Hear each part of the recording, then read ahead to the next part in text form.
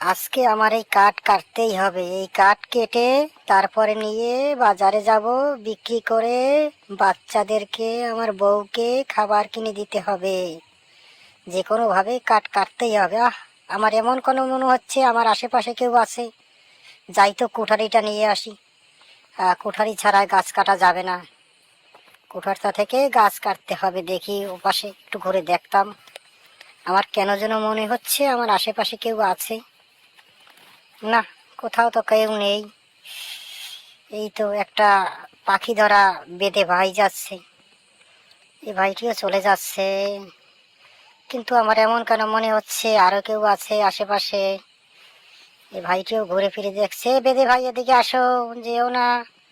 তুমি কি আশেপাশে কাউকে দেখতে পাচ্ছ? আমার তো মনে হচ্ছে আশেপাশে কেউ আছে, কেউ নজর রাখছে। এই জঙ্গলে একা একা কাঠ কাটছি, তোমাকে পেয়ে গেছি, ভালোই হলো। কি যে বলো ভাই, এই জঙ্গলে কে কোথায় থাকবে? এই জঙ্গল তো একেবারে মানুষ জনহীন, শূন্য। তুমি এখানে একা একা কাঠ কেটো না। এই জঙ্গলটি ভুতুড়ে জঙ্গল, যে কোনো সময় বিপদ হতে পারে। তুমি তাড়াতাড়ি চলে যাও কাঠ কেটে। কি করব ভাই, গরিব মানুষ, আমার তো কাঠ কাটতেই হবে। কাঠ না কাটলে তো আমার পেট চলে না। তুমি চলে যাও বেদে ভাই, আমি ওই যে আমার কাঠ হয়ে গেছে, আমিও যাব। কিরে, কোথায় যাবি? ওই বেদে ছিল বলে তোকে কিছু বলিনি। এখন তুই কোথায় যাবি? দাঁড়া দাঁড়া দাঁড়া, তোকে আমি এখন কি করি দেখ। তোর কি হাল করি দেখতে থাক। তোর এমন অবস্থা করব।